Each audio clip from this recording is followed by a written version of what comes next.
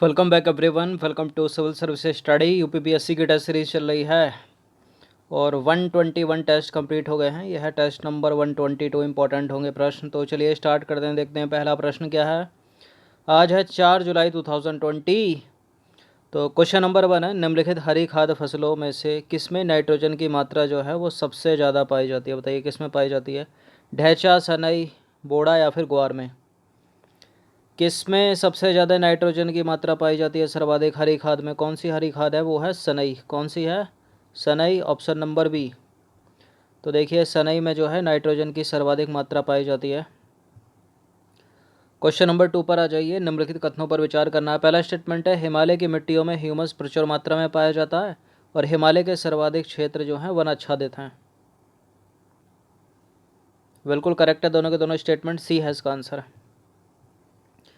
Question number 3 पर आ जाइए। निम्नलिखित कथनों पर विचार करना है। दो स्टेटमेंट है यहाँ पर, बताने के इनमें से कौन सा करेक्ट है। पहला स्टेटमेंट है, चीड़ के वृक्ष से लीसा प्राप्त होता है जिससे तारपीन का तेल बनाया जाता है और इसका उपयोग साबुन बनाने में, पेंट बनाने में और कागज़ उद्योग में किया जाता है।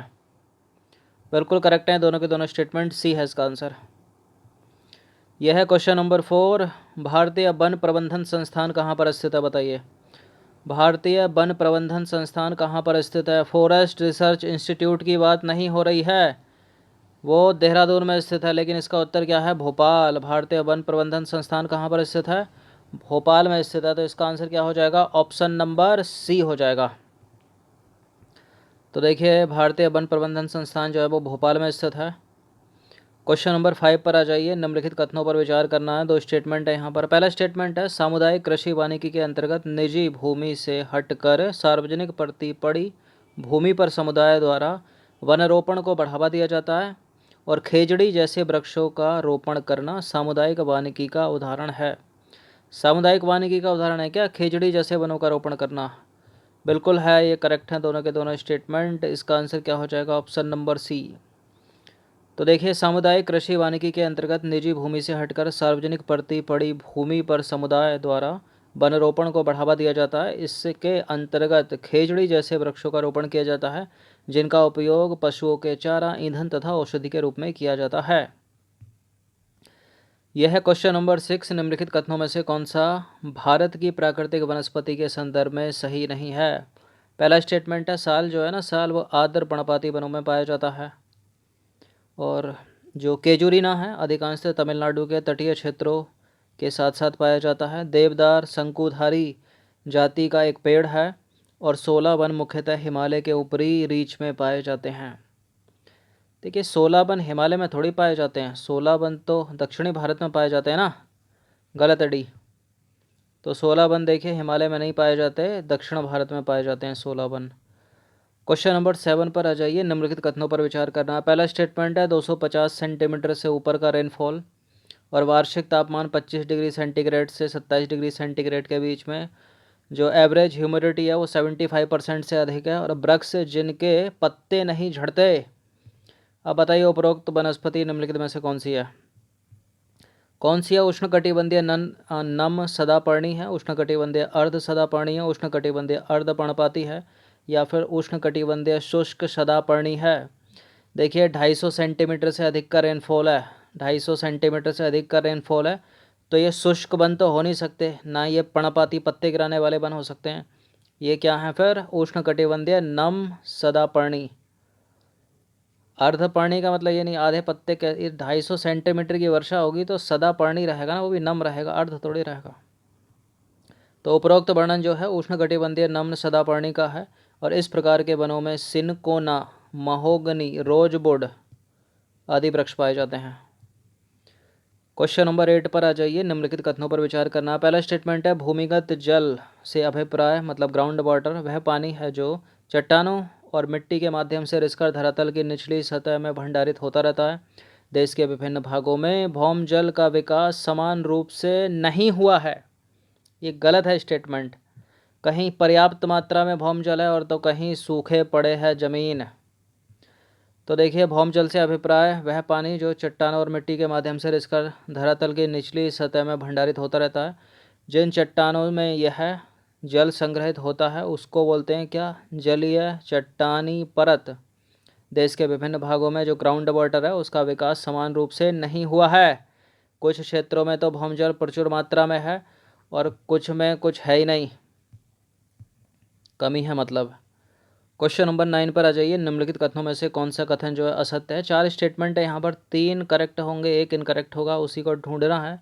नहर सिंचाई भारत में सिंचाई का दूसरा प्रमुख साधन है। भारत में नहरों द्वारा लगभग 50% भूभाग पर सिंचाई की जाती है।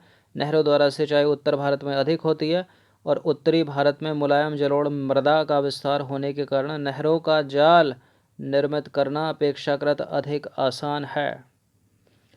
तो करेक्ट है, डी करेक्ट है, सी करेक्ट है, लेकिन बी इनकरेक्ट है। 50% कुछ ज़्यादा हो गया ना, डबल हो गया, तो 25% होती है भाई। तो भारत में नहरों द्वारा लगभग 25% भूभाग पर सिंचाई की जाती है, 50% नहीं।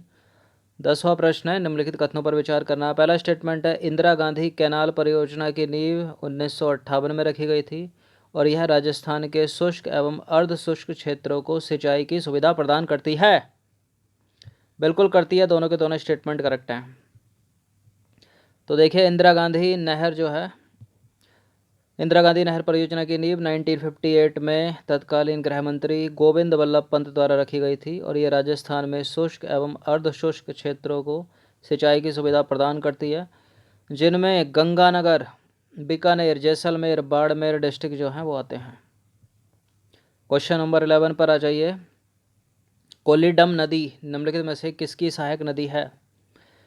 किसकी सहायक नदी है? कोल्लीडम, कृष्णा, गोदावरी, कावेरी या फिर ब्रह्मपुत्र? कोल्लीडम नदी किसकी सहायक नदी है? यह है कावेरी की। किसकी है? कावेरी की। तो कावेरी की अन्य सहायक नदियाँ आप नाम याद रखना उनके, भवानी है और लक्ष्मण तीर्थ है, हेमवती है और शिमशा है।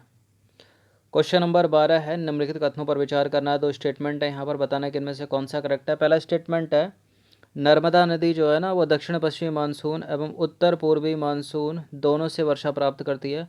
जो शिव समुद्रम जलप्रपात है वो कावेरी नदी पर बना है। नर्मदा नदी बोल दिया क्या? कावेरी नदी है, सॉरी, कावेरी नदी ही बोला। कावेरी नदी दक्षिण पश्चिमी मानसून एवं उत्तरी पूर्वी मानसून दोनों से वर्षा प्राप्त करती है। करेक्ट है पहला स्टेटमेंट। दूसरा वाला भी करेक्ट है, शिव समुद्रम जो जलप्रपात है वो कावेरी नदी पर स्थित है। थोड़ा तीव्र गति से चल रहे हैं इस टेस्ट में, जरा कोई वर्ड ऊपर नीचे हो जाए तो क्षमा करना। तो देखिए, दोनों के दोनों करेक्ट हैं। कावेरी नदी दक्षिण पश्चिमी मानसून एवं उत्तर पूर्वी मानसून दोनों से वर्षा प्राप्त करती है तथा इसी कारण इसमें वर्ष भर जल भरा रहता है। और जो शिव समुद्रम जलप्रपात है वो कावेरी नदी पर स्थित है और ये परीक्षाओं का फेवरेट है, पूछते हैं इसको। क्वेश्चन नंबर 13 पर आ जाइए। 13वां प्रश्न है, भारत में केवल प्राकृतिक तालाबों का उपयोग सिंचाई कार्य में किया जाता है और भारत में कुल सिंचित भूमि के लगभग 10% भाग पर तालाबों द्वारा सिंचाई की जाती है। देखिए, ऐसा नहीं है कि केवल प्राकृतिक, ये केवल वर्ड बड़ा ही दुष्ट है।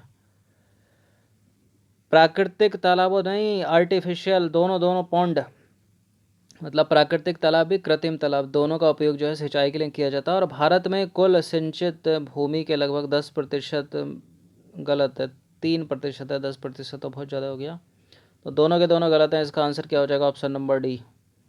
तो देखिए, भारत में प्राकृतिक तथा कृत्रिम दोनों प्रकार के पौंड से, मतलब तालाब से सिंचाई कार्य किया जाता है। भारत में कुल सिंचित भूमि के लगभग 3% भाग पर सिंचाई तालाबों द्वारा होती है और भारत में तालाबों द्वारा सर्वाधिक सिंचाई कहाँ पर होती है? दक्षिण भारत, तमिलनाडु।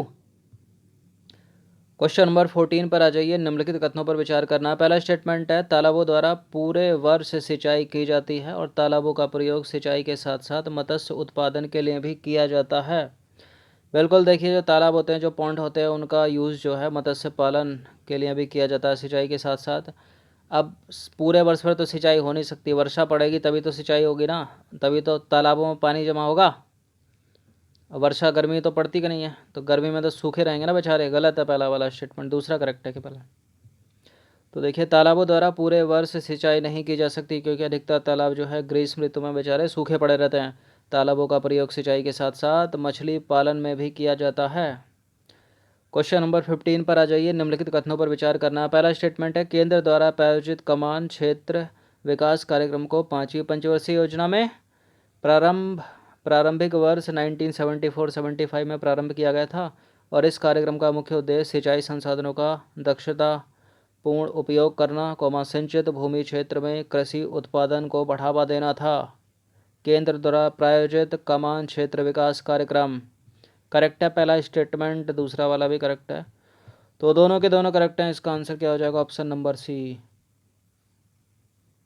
तो 15 प्रश्न थे इंपॉर्टेंट, अच्छे से इसका रिवीजन कर लेना। ज्योग्राफी के थे ये, थोड़ा तीव्र गति से हम चले थे, इसको आप कम से कम 2 बार पढ़ लेना। धन्यवाद।